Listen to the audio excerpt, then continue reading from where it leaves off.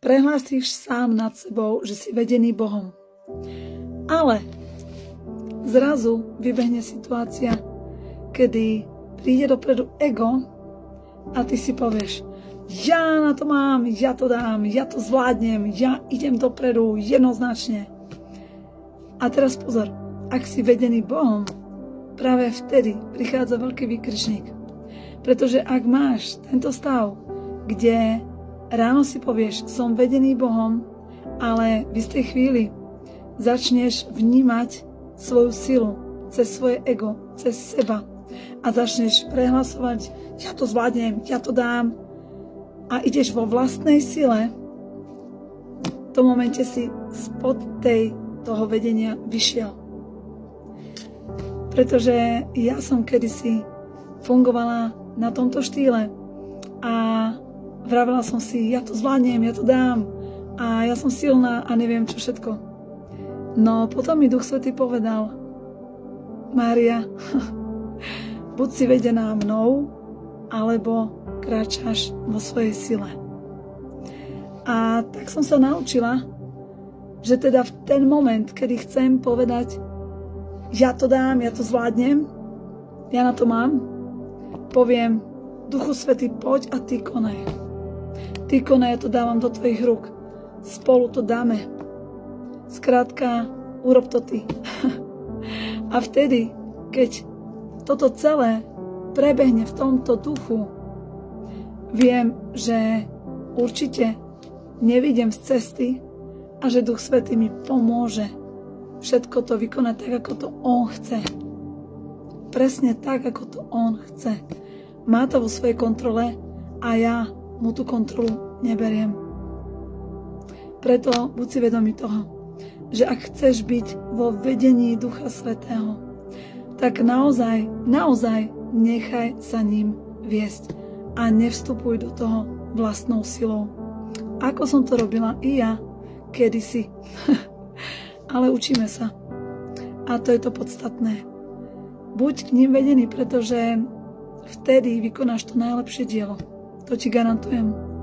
A duplovane možno ešte lepšie, ak to prenecháš jemu. Ak povieš, Pane, ty konaj, lebo ja, keď pôjdem vo svojej sile, ja to nedám. Ja to nespravím lepšie ako ty. Ale ty to dokážeš so mnou fantasticky. A tak toto aj bude. A poviem ti teraz o jednom takom mojom príbehu, kedy som sa nechala takisto ním viesť. A keď sme mali duchovný online, jedna žienka, ktorej som dávala slovo poznania, bolo o tom, že teda tá žienka túžila mať takú chvíľu s Duchom Svätým, kedy bude vo vani a bude tam mať sviečky a tak ďalej. A bude proste sama si užívať tú samotu a tú pohodu. A ona povedala, že OK, áno, tá túžba je tam, ale ja nemám doma vaňu. Že neviem proste, kde by sa toto naplnilo. A v ten moment mi Duch Svätý povedal, že Mária, ty máš kartičku do Aquacity, do takého masterského alebo akého štúdia a ty ju dáš. To bola dosť hodnotná kartička, ktorú som dostala ja ako darček. A ja hovorím, túto kartičku myslíš Duchu Svätý? On hovorí, áno. Tak hovorím, OK, je jej.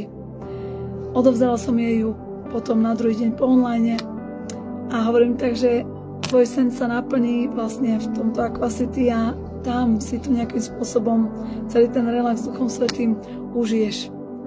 A Duch Svätý mi povedal, urobíš to tak, že dáš jej tú kartičku a ona mala zhodou okolností 3 synov, s ktorými sa môj syn kamarátil a má ich veľmi rád. A povedal mi, a ty, Mária, vezmeš jej deti na pol dňa skrátka preč. A ja hovorím, Duchu Svätý, OK, ale ja mám tvoriť dielo, mám úlohu od teba. A ty chceš, aby som skracovala čas a teraz mám zobrať deti a vlastne ísť takto, že nedáva mi to zmysel, nemám v tom logiku. A Duch Svätý mi hovorí, urob tak. Hovorím, OK, budem poslušná. Čo povie Duch Svätý, to je sveté. A ja idem. A tak som teda všetko zaradila týmto spôsobom. Dala som jej kartičku, vzala som 3 deti a išla som s nimi k nám sem. A v tom momente mi Duch Svätý povedal, OK, pôjdeš s nimi do hotela Hubert a tam je ihrisko, nové ihrisko. Tie deti sa tam budú hrať a budú tam celý čas. A ja hovorím, OK, Duchu Svätý, ale tam je potrebné zaplatiť dosť veľkú sumu za toľko detí, že teda 4 deti. Hovorím, nemám takýto rozpočet, aby som toto mohla zaplatiť.